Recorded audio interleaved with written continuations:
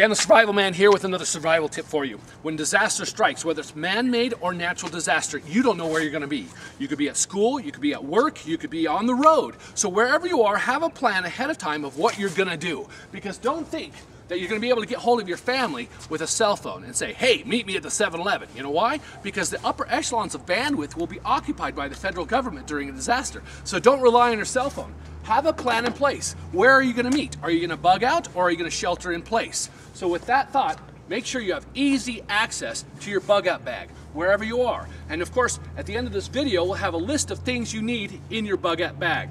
Make sure your vehicle has at least half a tank of gas, because when there's disaster, don't think that you can go to the gas station and fill up, because everyone else will be there, or the power's out and you can't get any gas. So have these things all in place before disaster strikes. So, do I bug out or do I shelter in place? That's what we'll cover next.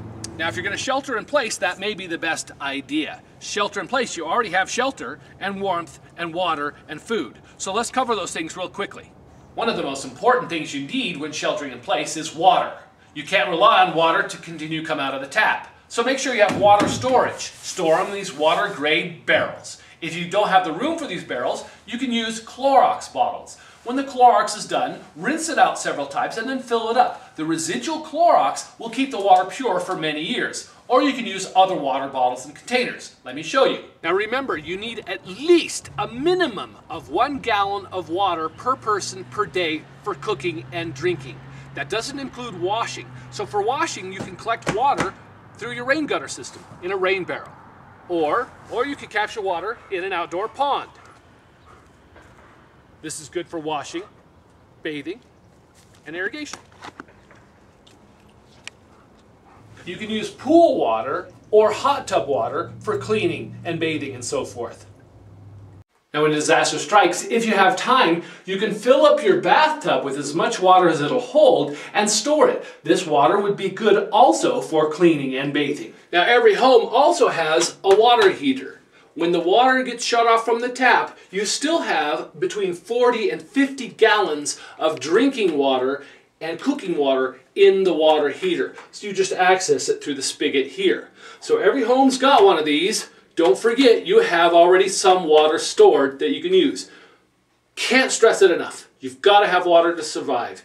1 gallon per person per day for drinking and cooking. That's a minimum. Next, when sheltering in place, is you've got to have food. Make sure that you have a good supply of canned food available. Store as much as you can for as long as you think you need to shelter in place. It's better to have it and not need it than to need it and not have it. Next, when sheltering in place, is you've got to have some way to keep warm. If you have a wood-burning stove, that's great. Remember, don't bring any barbecue grills or other heating devices inside your house because of the dangers of carbon monoxide.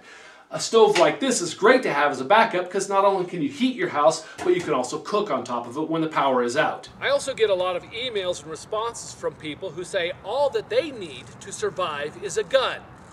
1, for defense, and 2, they'll use that gun to take whatever they need from everyone else.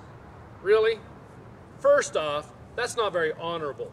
Second off, is it worth the risk? Remember, the people who are prepared the most and have the most stuff are the people who are ready to defend it. Those people may be, say, hand-to-hand combat trainers, tactical firearms trainers, and have their family armed to the teeth, ready to defend their stuff. So, if that's still your plan of action for survival, I say, try it.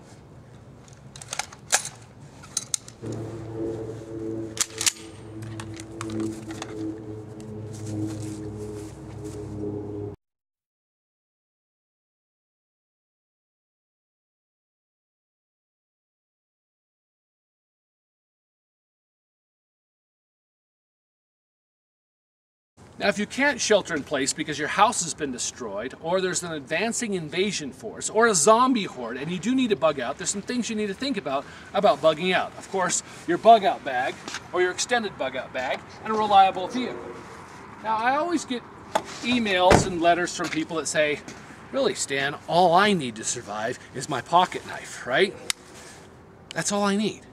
or maybe a pocket knife and a little Sucrets can full of some string and some matches and things like that. That's great. I can survive with just those things too. But think about it. Your chances of survival are better if you have more. Yes, I can survive with a knife and some baling wire. But most of my time will be spent searching for grubs and earthworms and things to eat and building shelters. If I already have that stuff, my chances of survival go up. So those who are better prepared will survive easier. Now, when bugging out, you'll need some gear. Of course, you can survive on nothing more than just a pocket knife like we talked about. But if you just have a pocket knife or a small Sucrets box full of fishing line and stuff like that, most of your time is going to be spent looking for food, looking for water, and trying to build a shelter. So the more you have and the better prepared, the easier survival will be. So of course you can have your 72-hour kit, or like we have, our extended 72-hour kits. Well, you call them 72-hour kits, but they're bug-out bags with tents, sleeping bags, everything you need to bug out. Now, if you have a car, you could put your material in that. But remember, during a disaster, the highways and byways may not be passable. Therefore, you've got to have a vehicle that could get around obstacles. My wife has a all-wheel drive Magnum. That's great for getting around in slick conditions, but a Jeep would be better. And if you don't have a Jeep, a 6-wheel drive Jeep would work, or a 6-wheel drive truck, or a deuce and a half, or some extreme off-road camper type device. Now, some people may think that they'll bug out in a camper. That would be great if you can get by the roads. We have several tow rigs and a camper that we can use. This is our bug out camper.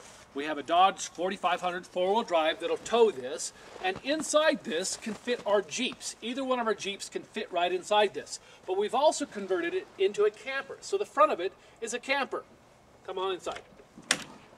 So when we get to our place that we're bugging out to, this back door drops down, the Jeeps pull out, and then we have bunk beds fold out of the wall.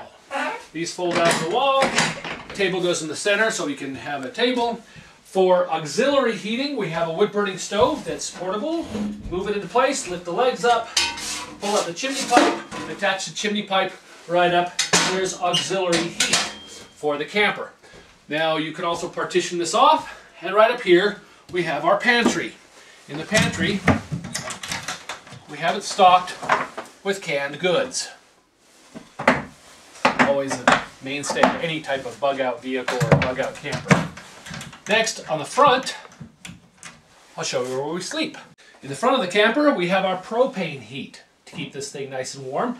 And up in the very front, we also have electrical heating and cooling if we want to hook up to a generator and such.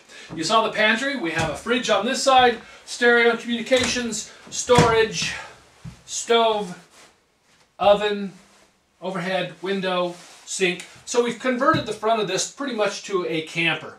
Up here we have a queen-size bed, and on the other side of that, a twin-size bed. So you can sleep 3 people up here. The trailer is insulated, it's rather warm, or it's rather cool, no matter where you are. So once again, you can take something like this and create a bug-out camper, or you can just buy a tent camper, a regular camper, or an RV, whatever suits your needs. Remember, survival is about being comfortable and having the gear you need to survive. Medicine, food, water. Make it yours. At the end of this video, you'll see a list of what you would need inside a bug-out bag. I'm Stan the Survival Man. We'll see you next time.